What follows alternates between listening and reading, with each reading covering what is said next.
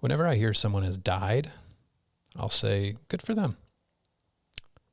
I just don't think there's any way that being alive is better than being dead. 1, 2, 3, 4. The really Fun. The really Fun. The really Fun. The really Fun. The really Fun. The really Fun. The really Fun. The really Fun. It's a really fun wow show. The really fun wow show. Oh, how fun. Hello, and welcome to the Really Fun Wow Show. My name's Daren Thomas McGee. I feel like I rarely introduce myself, but you know who I am by now. Welcome to the show. We're back. When I say we're back, I mean I'm back, you're back. What are you doing? What are you doing right now? I thank you so much for being here. I just feel honored that I have any sort of presence in anyone's life at all. And the reflections I've been getting from people, one that I thought was really interesting was somebody thanked me for my level of candidness, and they said that if they even did a fraction of what I do on the show, that they would have to hide under a blanket for a week. And to me, I feel so grateful that this level of disclosure comes so natural to me, and that I don't think twice about telling you the time that I masturbated inside of a bookstore. There was a store called Media Play when I was a kid, and it was the best. It sold CD, music and books and movies, and it's just like every time, it was the type of place where every time I went into, I had to poop because I was so excited. Do you guys have those places? Do you know there's a phenomenon, which I wish I had the name, but I wasn't planning to talk about this, and that's how this show goes. There's a phenomenon that's based on, I think it's usually based around books. So like some people, me included, if you walk into a bookstore or like a store that has many of one item, that it triggers your body to have to take a shit. Anybody else have that? It's a thing. Look it up. So at this place called Media Play, this is early in the days of feverish amounts of masturbation. Mom, are you listening? Probably are. I love you. Hold on to your butt. God, I really don't like the idea of my mom listening to me while I tell these stories. This wasn't what I was planning on talking about in this episode anyway, so we'll skip it. Let's just say that I pleasured myself in the Media Play, and we'll leave it at that.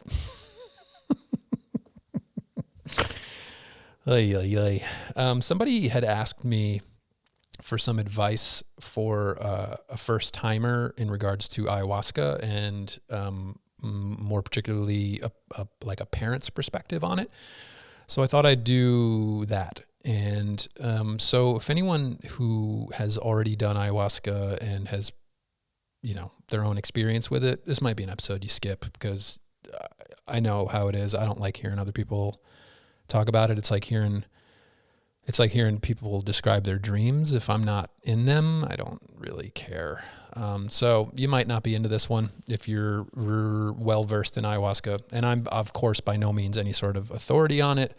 I am just but a man who's had experiences, and for some reason or another, people are sometimes interested in what my experience about a thing is. I know. I'm just as amazed as you are that that's the case.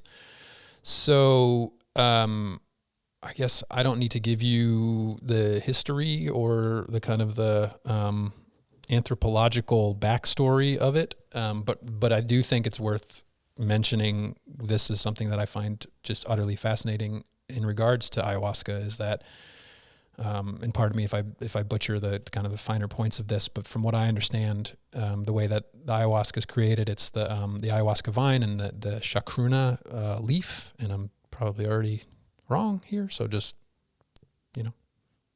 take this all with a grain of salt. Those two plants need to come together and to be brewed together in order to create ayahuasca.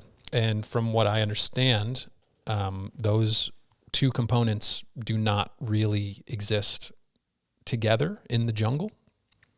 And so the fact that these people, these indigenous people, beyond wise, beyond in tune with nature, brought these two things together to brew this in a specific way in order to create this compound.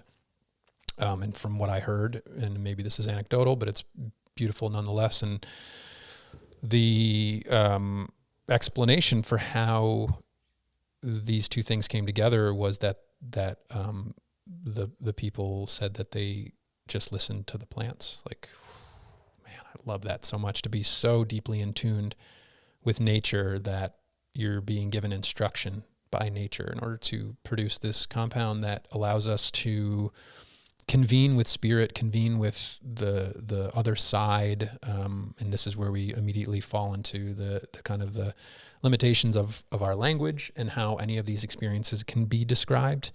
I have really never heard an accurate description of an ayahuasca trip, because I think, first of all, it's beyond description and it's deeply personal. And so, you know, when anyone who's curious about this experience, you're not going to get any answers.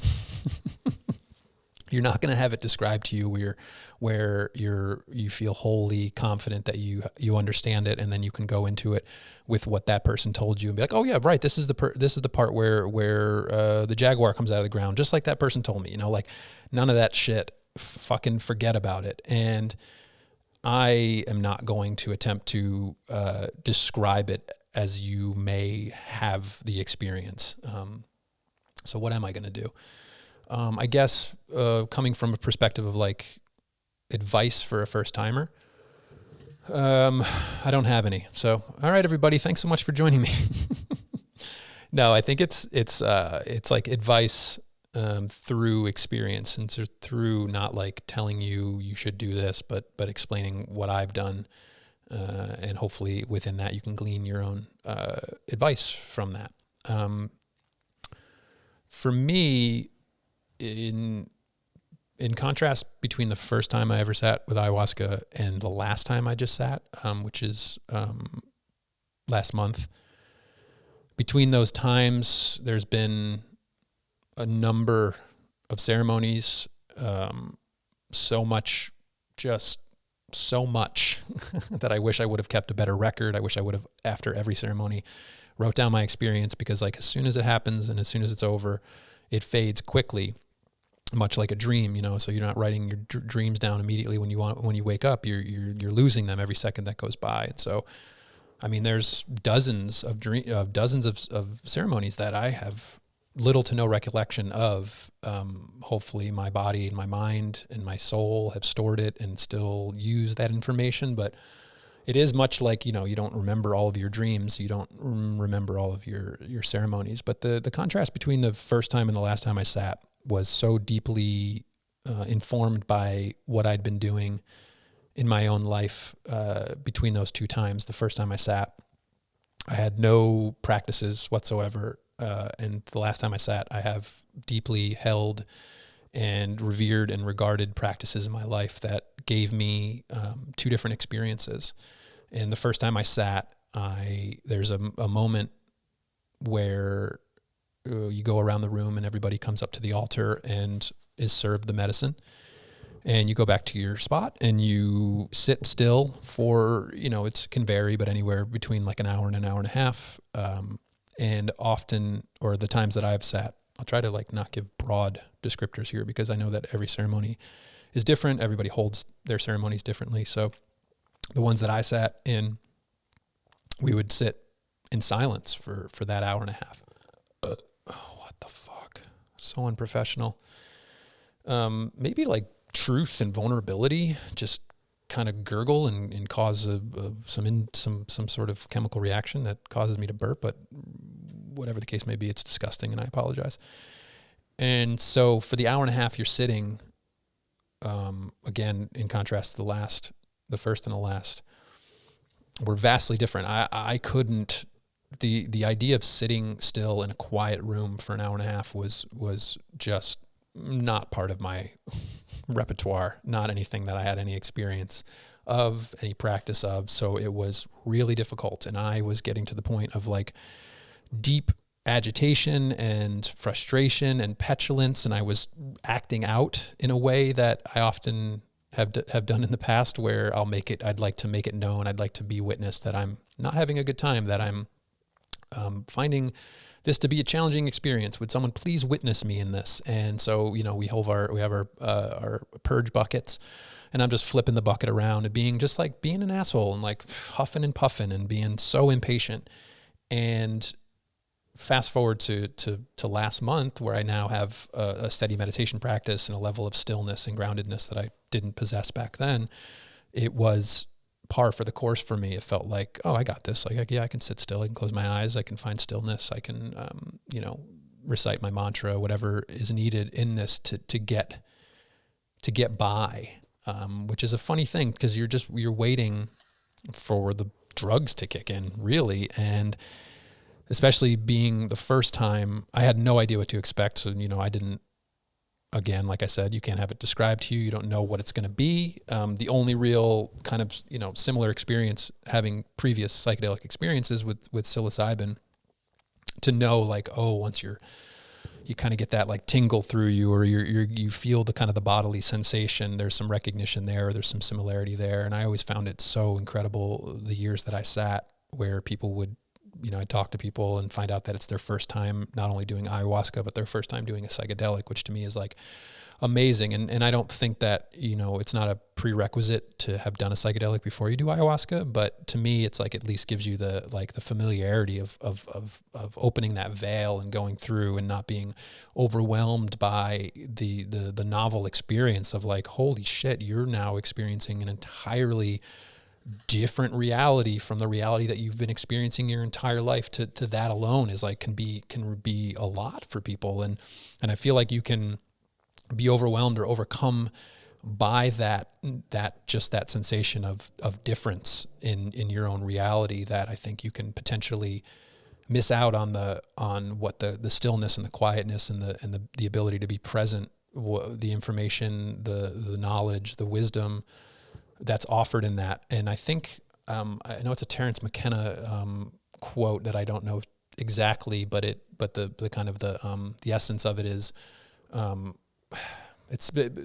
don't be overwhelmed by the show. I think it's something like kind of like that. I'm sure somebody can correct me, but the way that I see it is that, yeah, like, and still to this day, when I sit with ayahuasca and psilocybin, the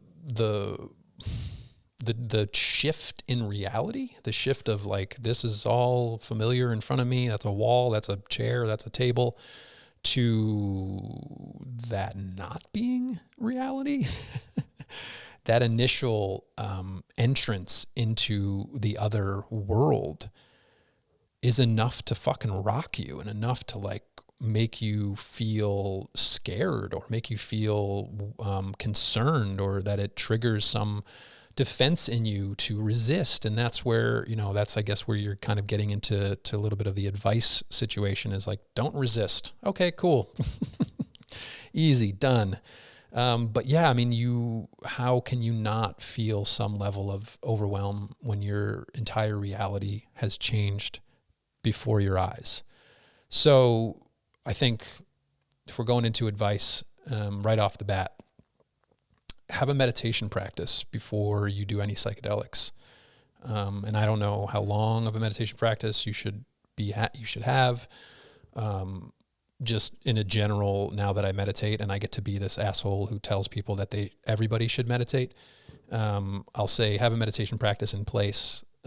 And that's not only going to, I think, afford you an easier transition into the other world, but also with integration, like coming out of these experiences, they're so overwhelming and they're so monumental that to integrate, which is a word that, you'll hear in the community, how important it is that you're trying to take what was a wholly novel and unique and incredibly profound experience, and bring it into this world where you're grocery shopping and washing dishes and picking up your kids from school and doing all these things that you're kind of obliged to do, while also trying to integrate the fact that you just traveled through galaxies and met dead relatives and had all these just levels of profound,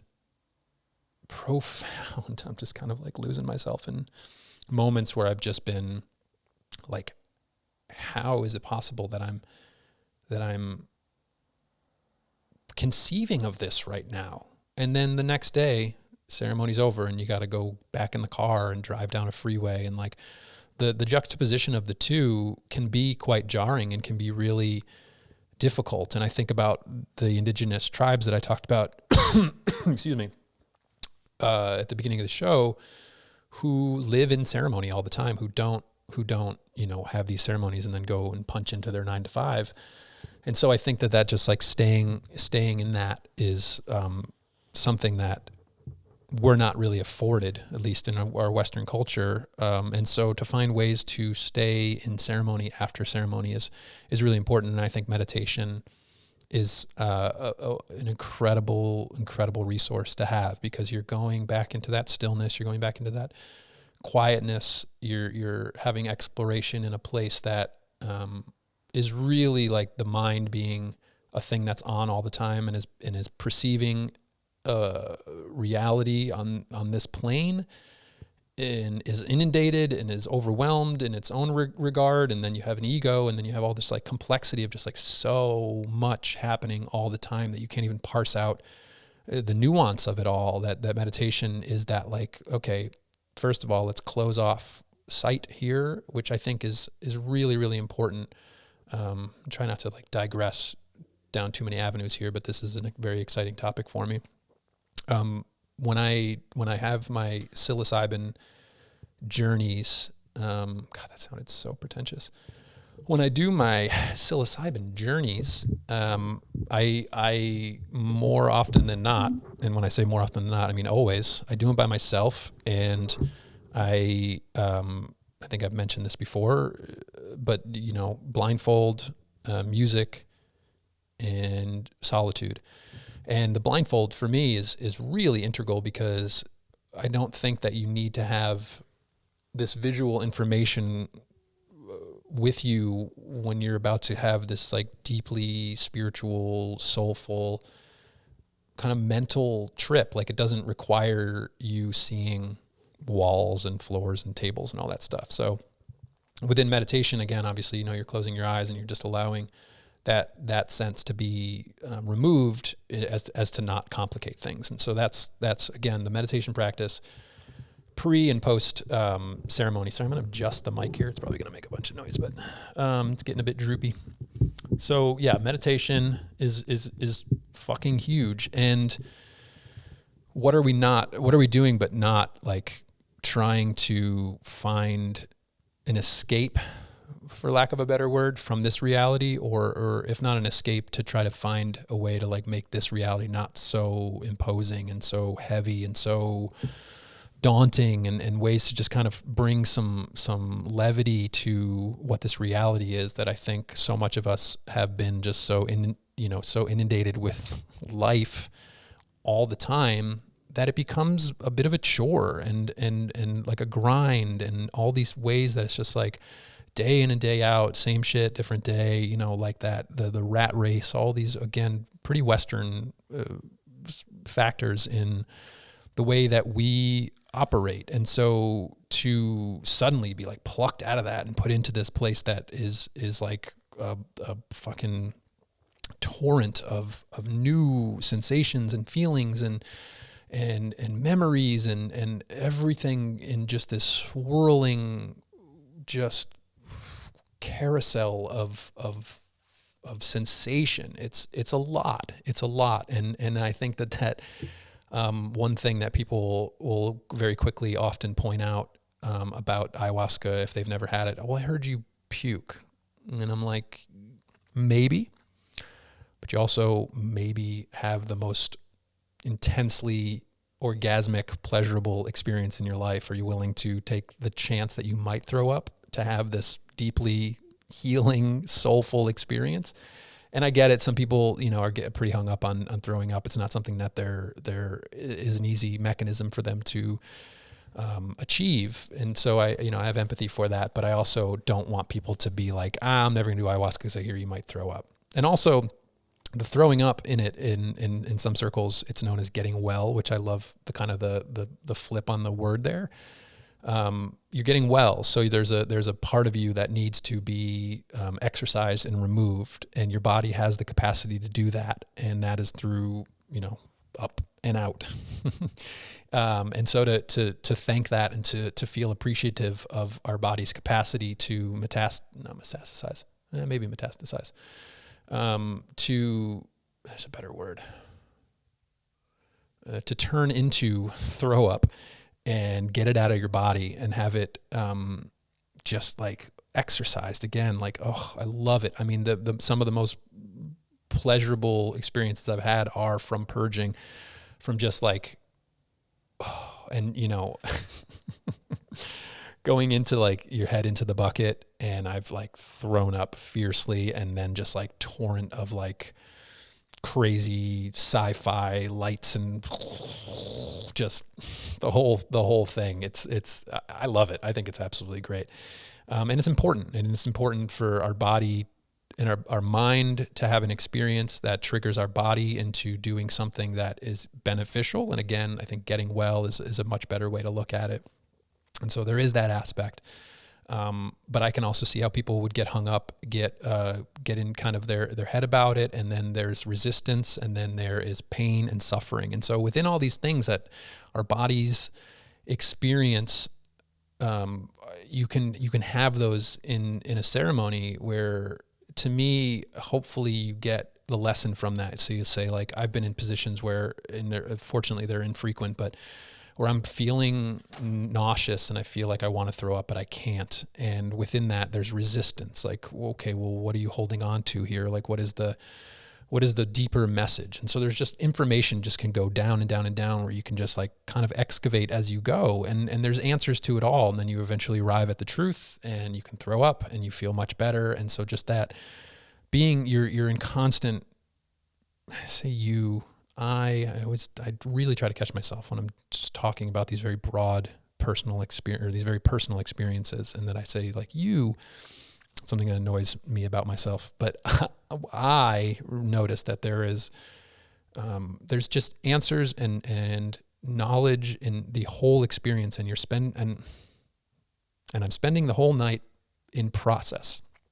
And it's really, I find it to be so important to just have that clarity around everything that's being shown to me or given to me is valuable, and you got to keep up with it. And it can kind of come at a rate that it's like, whoa, I'd love to like slow this down, but it's so fucking incredible. And I think that if you have any opportunity to sit in an ayahuasca ceremony, please, I implore you to do it. And I hope that anything I say only furthers to entice you to, because to me, it's been one of the most singularly life-changing experiences, coming from a place of no faith, no trust, no feeling of benevolence and loving energy from the universe. And then to be in my first ceremony and experience it right off the bat, it was life-changing. It shifted my perspective on what it is to be a human, what it is to be something more than a human, to have a soul, to really, what I feel like I've experienced is what it is to not be alive anymore. And as a human, as this experience, as this, again, chair, wall, table, floor experience, I have been freed of that in these ceremonies. I've been unencumbered by my body, and I've experienced what it is to be me, or it's a tough way to describe it, because it's not me, because me is Daren with the ego and the id and the traumas and all the history of who I became up until this point. And so like, it's not even, it's like, it's a deeper me, or it's, I don't know. It's hard to describe it, but I feel, I feel unfettered by all of the things that kind of like weigh me down in this dimension. And it feels really good. I really do feel in my heart that I've experienced what it is to be dead. And for those who follow along close enough, you know that I have something of an obsession around death and dying, and I have made it clear that it's something that I'm very aware of, and I don't want to sound like too verbose here, but I don't fear it because I feel like I've experienced what it is, and it's beautiful. It's really, really beautiful. And in the past, I've used that as like, oh, well, fuck this realm. I can't wait to die. And it's so less that now. It's so, I think more of the recognition of how finite this time is that we have here. And so there's a lot more appreciation. There's a lot more, letting go. There's a lot more surrender to what the situation is, because this ain't it. This is so finite in comparison to the infiniteness of being dead. And what can I take from this experience? What can I let go of? All of these ways that really make you reevaluate what it is to be alive when you've experienced death. And I may be completely naive, and what I've experienced in these ceremonies is not death, but it feels pretty close to what it is to be free of this situation, of the Darenness in this situation. So I hope that all of you get free from the Darenness of this situation. And yeah, I had one particular experience where I was so deep that I completely lost sense of myself, which I think is a very valuable experience to have, to be freed of yourself for a little bit. And it came in conflict with what was a ceremony where everyone in some regard has to have some level of awareness, so you're not just completely a mess and disrupting everyone. So it's kind of it's a tightrope walk sometimes, where you're like, all right, I want to go really deep and just disappear, but I also need to have some level of awareness around where I am. It's a tough one for sure. But I was gone, and I had to be taken from the room, which was a bit of a jarring experience when I found out that I was being so disruptive that I needed to be removed.